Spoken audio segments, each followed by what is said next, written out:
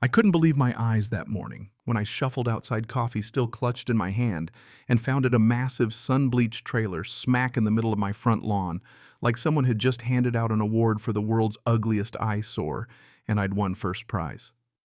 At first I figured it had to be some mistake, maybe a contractor got lost. But then I saw the cheap plastic tag fluttering on the door, the name Karen scrawled in pink marker, and suddenly it all clicked. Karen. Every single person in our neighborhood knew her, the HOA's answer to Sauron, wielding her clipboard like the One Ring and loving nothing more than writing citations for flamingo yard art or unauthorized garden gnomes. Yet here she was, plopping a rusted hunk of metal right on my grass. Naturally, I confronted her.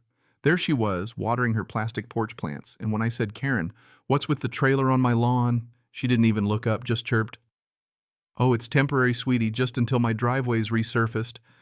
Problem was, her driveway looked pristine, not a single crack, not even a stray pebble.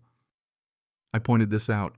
She rolled her eyes so hard I thought I'd hear something snap, then hit me with, "Technically, your lawn's community adjacent, so as a board member, I'm entitled to make judgment calls about shared aesthetics." Which is HOA speak for, I do what I want. I asked to see the rule, and she claimed it was a verbal addendum. That's when I knew she was making it up as she went. Could I call the cops? Not unless the thing was blocking traffic. The HOA. She was the HOA. The bylaws.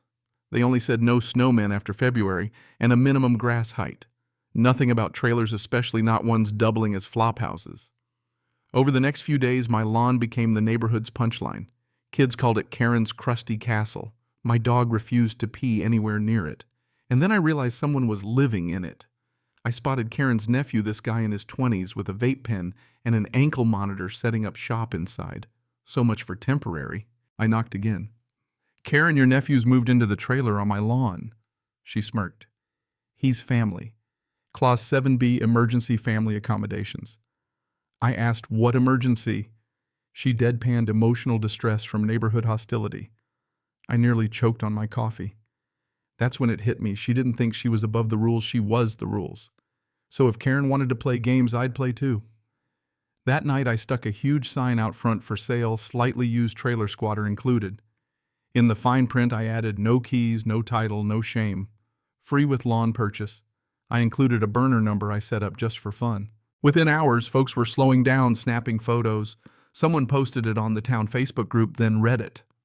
It went viral. Top comment: "This is the petty hill I'd die on."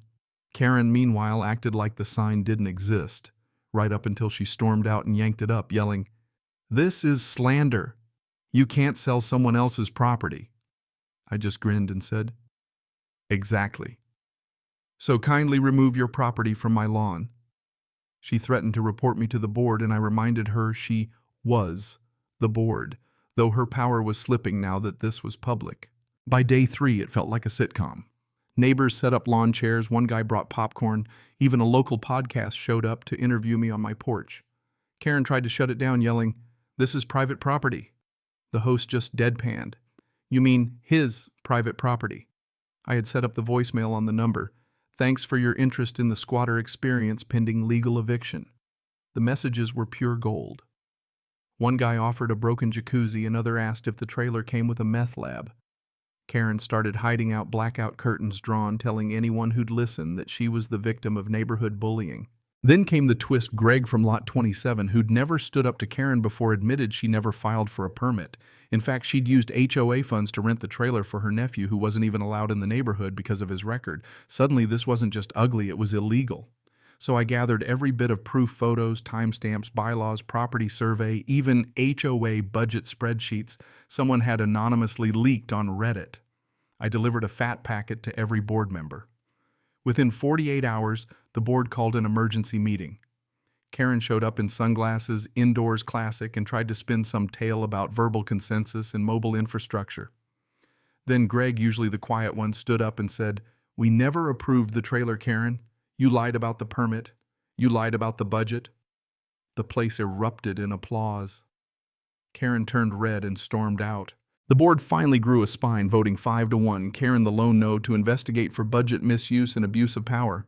And Karen, not to be outdone, started finding me unapproved signage decorative lighting, aka my solar-powered lawn gnome disturbing tranquility while I was out of town.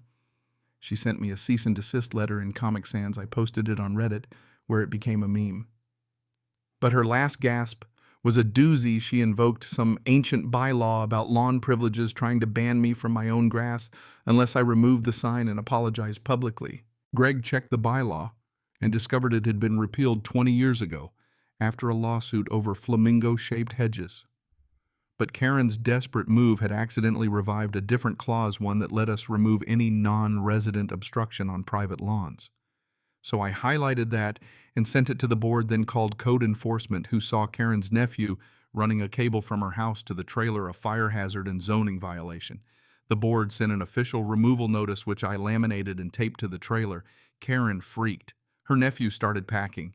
She called a neighborhood unity meeting. Nobody came. Not a soul. On the third day, just before city inspectors were due, Karen called a tow truck and tried to drag the trailer away, getting stuck in my yard and making a scene for the whole neighborhood to watch. Some folks even live streamed it, commentating like it was the Kentucky Derby. Once it was gone, I put up a new sign.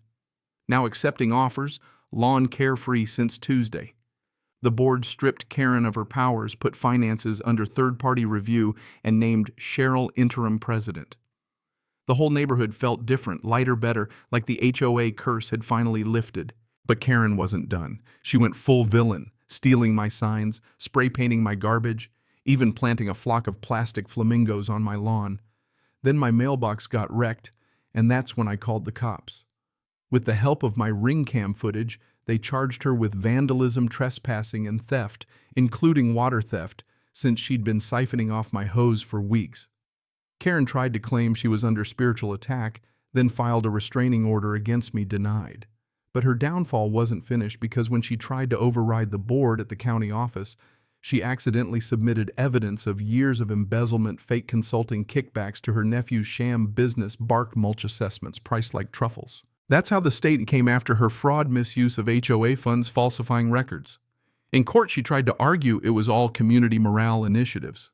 The prosecution brought receipts, emails, everything, including one to her nephew, promising to cover his utilities if he kept quiet. Her defense: that wasn't me, it was AI. No one bought it. She pled guilty to avoid jail, got slapped with restitution, banned from any HOA board for life, and sentenced to community service landscaping for the very neighbors she once fined. We celebrated with a picnic on the green, planted a gnome where her trailer once sat, and the neighborhood finally started healing. So the next time someone tells you HOA rules are set in stone, remember my story. Sometimes all it takes is a Sharpie, a sign, and the will to fight back. And hey, do you think Karen got what she deserved, or was it all too much? Drop your wildest HOA story in the comments. Let's see who's got the craziest neighborhood drama.